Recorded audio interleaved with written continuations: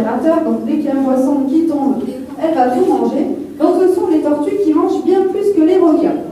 Donc on pense aussi que les requins sont dangereux, qu'ils sont des tueurs, etc. Pour vous donner quelques chiffres, les requins vont faire 10 victimes par an suite à des blessures. On n'a jamais vu un requin manger un être humain en entier, ça c'est une légende, puisqu'on n'est pas assez gras pour eux. Donc, ils vont mordre, ils vont se rendre compte qu'ils se sont trompés de proie, ils vont relâcher. Le problème c'est qu'évidemment, si un grand requin vous prend la jambe et que vous n'êtes pas soigné très rapidement, vous allez mourir suite de vos blessures, mais pas parce qu'un requin vous aura mangé entièrement.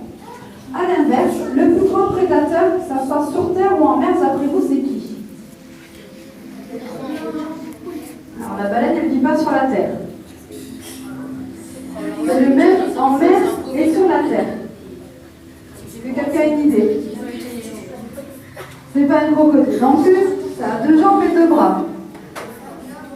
C'est l'homme, très bien.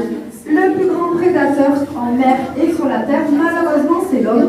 Et l'homme, chaque année, va tuer 100 millions de requins. Donc ça fait que 3 requins sont tués chaque seconde.